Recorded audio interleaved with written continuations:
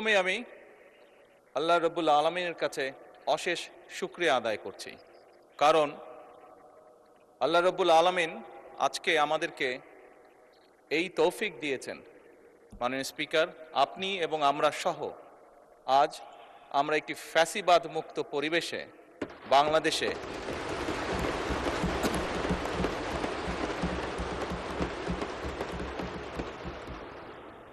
বাংলাদেশের মানুষের সমর্থনের ভিত্তিতে এই সংসদ অধিবেশনে বসেছি এবং আলহামদুলিল্লাহ আল্লাহর রহমতে প্রায় 1 মাস 25 দিন যাবৎ এই সংসদ পরিচালিত হয়েছে এবং দেশ এবং দেশের জনগণের স্বার্থে আমরা এখানে আলোচনা করেছি এবং গুরুত্বপূর্ণ সিদ্ধান্ত গ্রহণ করেছি। মাননীয় স্পিকার, বক্তব্যের শুরুতেই আমি শ্রদ্ধার সঙ্গে স্মরণ করতে চাই 1971 সালে স্বাধীনতা যুদ্ধে এই দেশের স্বাধীনতা অর্জন করতে গিয়ে যে সকল শহীদ আত্মত্যাগ করেছেন, যে সকল মানুষ শহীদ হয়েছেন। আমি স্মরণ করতে চাই 1990 সালের স্বৈরাচার বিরোধী আন্দোলনে সকল রাজনৈতিক দলের, গণতান্ত্রিক রাজনৈতিক দলের যে সকল নেতাকর্মী শহীদ হয়েছেন। আমি স্মরণ করতে চাই 2013 সালের শাপলা চত্বরে যে সকল মানুষকে বর্বরভাবে হত্যা করা হয়েছে। আল্লাহর দরবারে প্রার্থনা করি আল্লাহ যাতে তাদেরকে শহীদি মৃত্যু দান করেন। মাননীয় স্পিকার, আমি স্মরণ করতে চাই 2009 সাল থেকে 2024 সালের 5ই আগস্ট পর্যন্ত এই দেশের মানুষের কথা বলার অধিকার, রাজনৈতিক অধিকার, অর্থনৈতিক স্বাধীনতা অধিকার যেটা ছিনিয়ে নেওয়া হয়েছিল, সেই অধিকার পুনঃপ্রতিষ্ঠার জন্য যে সকল মানুষ আত্মত্যাগ করেছেন প্রত্যেকটি মানুষকে আমি স্মরণ করতে চাই, তাদের আত্মার মাগফিরাত কামনা করতে চাই। একই সাথে এই দীর্ঘ 1 যুগেরও বেশি সময় ধরে সকল রাজনৈতিক দল যারা গণতন্ত্রে বিশ্বাসী, যারা রাজপথে থেকে দুর্বার প্রতিরোধ গড়ে তুলেছিল স্বৈরাচারের বিরুদ্ধে, এবং সেই রাজনৈতিক দলের যে সদস্যরা বিভিন্নভাবে আহত হয়েছে তাদেরকে শ্রদ্ধার সঙ্গে আজকের এই সংসদ অধিবেশনে আমি স্মরণ করতে চাই। মাননীয় স্পিকার, আজকের এই সংসদ, মাননীয় সম্মানিত বিরোধী দলীয় নেতা সঠিকভাবেই বলেছেন যে আজকের এই সংসদের দিকে সমগ্র বাংলাদেশ তাকিয়ে আছে। এই সংসদের দিকে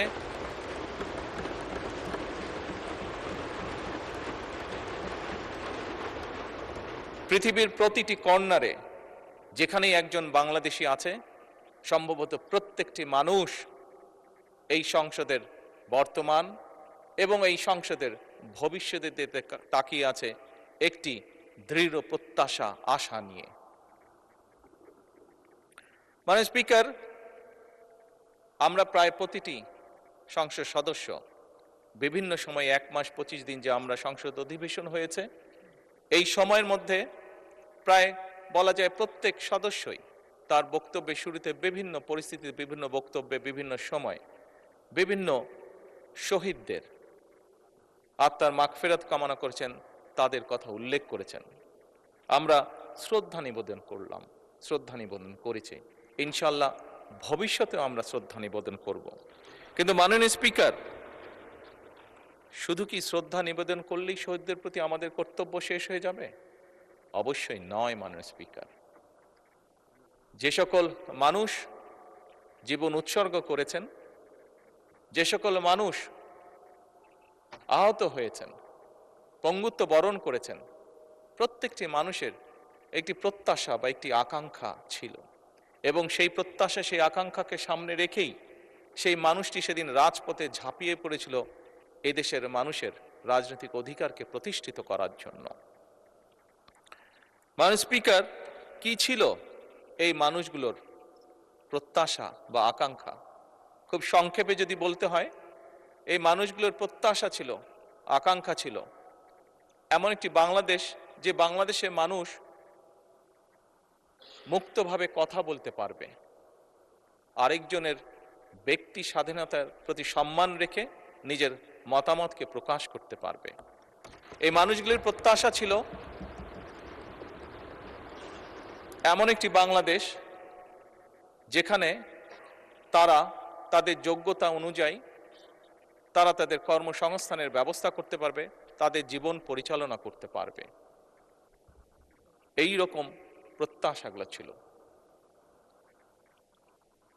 মাননীয় স্পিকার, আমি আবারও বিরোধী দলীয় নেতার সাথে একমত প্রকাশ করছি।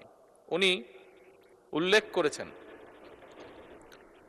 করেছেন ওনার বাবা একজন কৃষক ছিলেন এবং কৃষক থাকাকালীন অবস্থায় কি এরকম সমস্যা ফেস করেছেন এই দেশের কৃষক, সেটি সেই সময় হোক, এটি বর্তমান সময় হোক।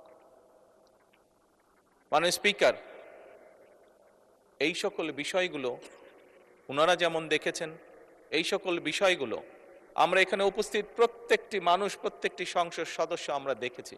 আমাদের পরিবারে বর্তমানেও কেউ না কেউ প্রত্যক্ষ পরোক্ষভাবে কৃষির সাথে জড়িত।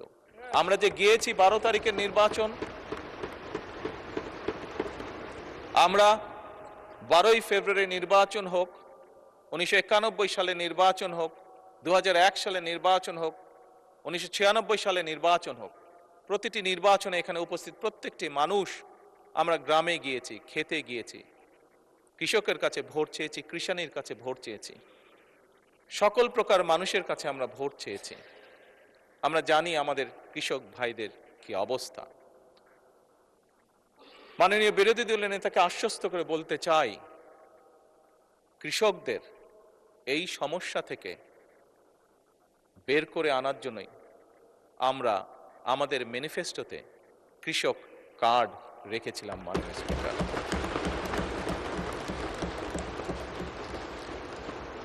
আবারও নির্দ্বিধায় বলতে হবে, আল্লাহ রব্বুল আলমের কাছে শুকরিয়া আদায় করা ছাড়া কোনোই উপায় নেই। আল্লাহর রহমত ছিল বলেই বাংলাদেশের মানুষের সমর্থন নিয়ে আমরা সরকার গঠন করার পরে দ্রুততার সাথে আমরা চেষ্টা করেছি সেই কৃষক ভাইদের পাশে দাঁড়ানোর জন্য। আজকে হ্যাঁ, মাননীয় স্পিকার, হয়তো অনেকেই বলতে পারে যে কয়জনকে আপনারা দিয়েছেন কৃষক কার্ড। আমরা দেওয়া শুরু করেছি মাননীয় স্পিকার, পর্যায়ক্রমিকভাবে। আমরা কৃষক বলতে যাদেরকে বোঝায় তাদের কাছে ধীরে ধীরে আমরা পৌঁছাবো। এবং শুধু কৃষক বলতে সাধারণত আমরা যে বুঝি যে মানুষগুলো, শুধু তাই নয়, যে ধান ফলায় শুধু সেই কৃষকই নয়, যে ধান ফলায়, যে মৎস্য চাষ করে, যে গবাদি পশু চাষ করে, প্রত্যেক ধরনের কৃষকের কাছে আমরা পৌঁছতে চাই। এবং এটাই বলতে পারি, আমরা মাননীয় স্পিকার শুরু করেছি, আল্লাহর রহমতে আমরা এই কাজটি শুরু করেছি, কৃষকের ভাগ্য পরিবর্তনের কাজ আমরা শুরু করেছি, এই সংসদে নির্বাচিত প্রতিনিধিরা শুরু করেছে। এবং একটু আগে বিরোধী দলের নেতা ওই গ্যালারি দেখিয়ে বললেন যে ওখানে ভবিষ্যৎ প্রজন্ম যারা বসে আছে, ইনশাল্লাহ তারা সেই কাজটিকে এগিয়ে নিয়ে যাবে এই কৃষকদের ভাগ্য পরিবর্তন করার জন্য। মাননীয় স্পিকার,